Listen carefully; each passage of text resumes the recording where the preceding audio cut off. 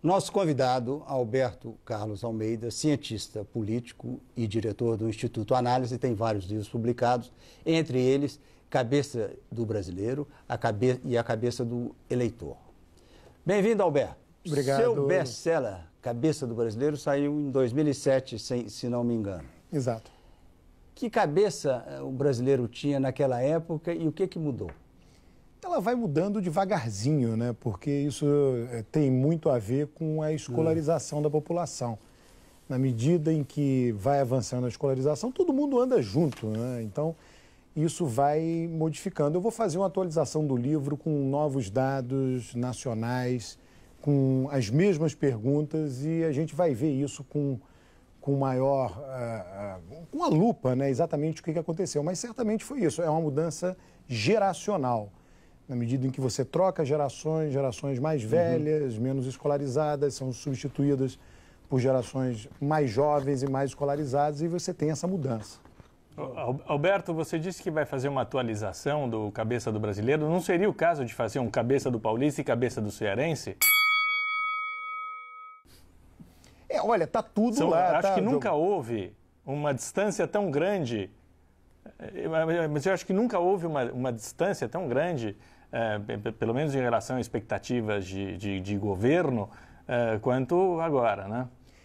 Uma das coisas que eu utilizo muito para prever resultado eleitoral, e isso funciona bastante, tá? Nada funciona 100%, mas se tem uma coisa que funciona muito bem, é a avaliação de governo. Isso serve para governos estaduais, prefeituras, governo federal. Dada a avaliação da Dilma, a Dilma começou a eleição com algo em torno de 30% de ótimo e bom e terminou com 40%. Dada essa avaliação, era muito difícil ela perder, considerando a avaliação. E a avaliação do governo dela no Nordeste é maior do que em São Paulo. Vocês mencionaram no primeiro bloco, tá? Os indicadores econômicos de crescimento. O Nordeste cresce muito mais, por exemplo, do que São Paulo. Sim. Então as pessoas votaram baseado no bolso, no interesse próprio. Nisso o eleitor nordestino é idêntico ao eleitor paulista. Agora, você consegue explicar esse crescimento da avaliação positiva do governo Dilma nesse período, quando, de uma forma geral, os indicadores econômicos não melhoraram, pioraram, eleitoral. E os políticos também, eu diria? Campanha eleitoral. A campanha eleitoral, a Dilma não fez uma marca de governo. Tomamos Fernando Henrique. Fernando Henrique já estava dada a marca de governo antes dele começar. Plano Real, controle da inflação. Lula fez uma marca de governo no decorrer. A Dilma não fez. Então, não é que a campanha tenha feito uma marca de governo, claro que não. Mas ela foi para a televisão defender de uma maneira organizada, na forma e do conteúdo muito boa, coisa que ela não fez no decorrer do mandato dela. E aquilo sobe. Vai cair agora. Tradicionalmente, o que acontece? Passada a eleição, a avaliação de governo piora. Aconteceu com todos, tá? Fernando Henrique, Lula. Então, as pesquisas que vão acontecer, e elas vão agora no final do ano, vão mostrar uma queda do ótimo e bom da Dilma. Por quê? É o efeito realmente midiático da campanha. Isso é normal. Alberto, o Diogo fez a arenga dele contra o Nordeste e você coloca no seu estudo, teu mentor é Roberto da Mata, que é sempre esse choque entre o arcaico e o moderno, né? Digamos, o Nordeste é o arcaico, você diz que você vê uma evolução, uma mudança. Mas como isso não colide isso com o fato que um partido como o PT, ele tem esse controle, esse arroxo, uma máquina política tão forte no Nordeste que vai demorar muito tempo, independente de escolaridade, para que realmente o eleitor do Nordeste se livre das amarras desse partido que deu o básico para ele na gestão. Começou no Fernando Henrique Cardoso, Lula e Dilma. Como vai ser essa colisão entre o antropológico, do arcaico e moderno, com o controle político da região pelo PT?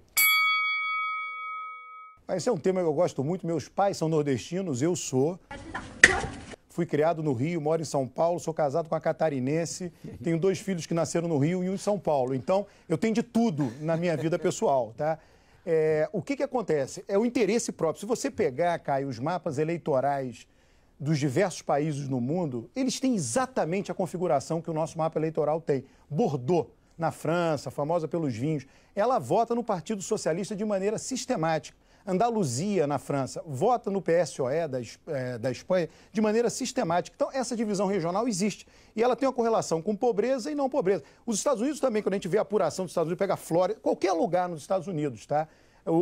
A região mais pobre dos Estados Unidos vota nos democratas e as regiões menos pobres votam nos republicanos. Então, o Brasil tem isto idêntico a todos os países do mundo.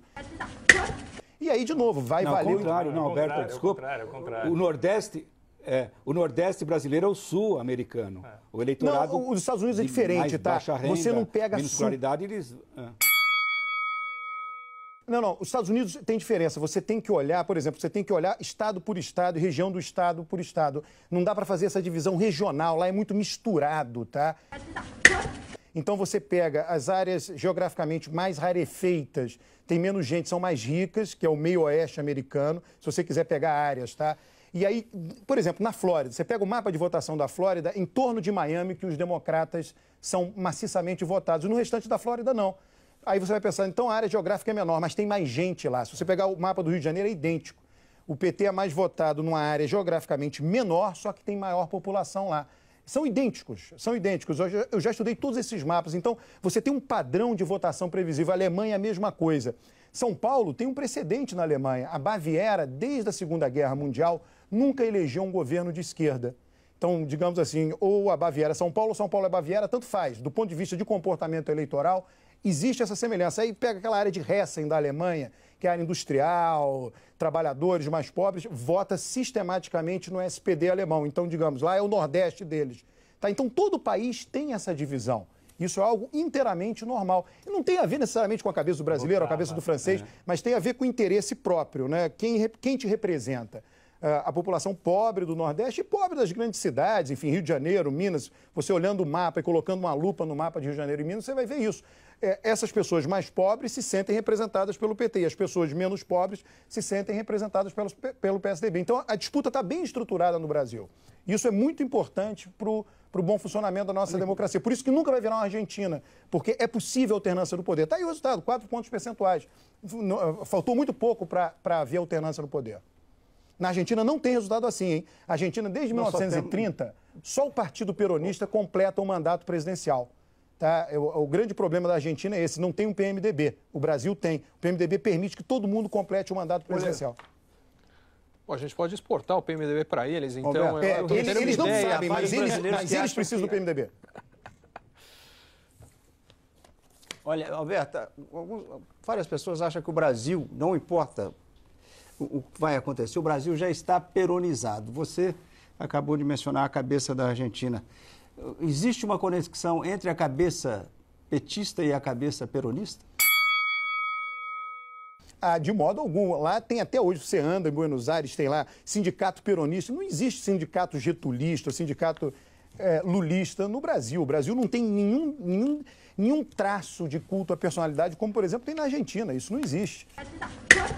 E olha, só esse indicador, viu, Lucas, é suficiente. Desde 1930 é muita coisa. Só os peronistas completam um mandato presidencial. Isso é uma coisa absurda. Tá, o Brasil tem competição. Olha, esse exemplo, isso é importante. Isso não pode acontecer no Brasil? Não, o Brasil é mexicanizado, né? O PT tomou conta do Estado de uma maneira que só no México aconteceu. Só no México houve uma ocupação tão flagrante, tão grande, tão... A vantagem é que o PRI soube se reformar nos últimos anos. Vamos ver se o PT vai conseguir. Alberto, mas o PRI ficou 70 anos, né? O PT vai para 16. Então está muito longe. 70 menos 16, a diferença é bastante grande. Não. O perigo é exatamente esse. Mas o que acontece? Como você tem... com daqui a 54 anos. A sobrevivência do PT está assegurada pela existência do Nordeste, a sobrevivência com força do PSDB está assegurada pela votação de São Paulo, pela existência de São Paulo. Então a competição está aí. A diferença foi 4 pontos. Talvez se a equipe de marketing do Aécio fosse uma boa equipe, não tivesse havido essa diferença, ele tivesse ganho. Tá, isso a gente não pode falar da Argentina, por exemplo. Alberto, só ir mais longe nas mudanças que você falava. O avanço educacional jogaria contra o PT a longo prazo? Porque o que se vê... Não, Ricardo, não tem tempo não, querido. Então tá bom, tá acabado. Tempo só para ele responder, não dá? Sorry. Não, corta a cabeça desses caras. Não, só rápido. A pergunta do Ricardo é boa, porque é o seguinte, o avanço educacional, você vai dizer, tem democratas e republicanos nos Estados Unidos. Então, a diferença relativa se mantém. Então, as forças políticas ficam asseguradas. Elas vão se mover junto com a sociedade. Alberto, muito obrigado. Um prazer grande ter você aqui. Eu que agradeço aí o convite de vocês. E no próximo bloco...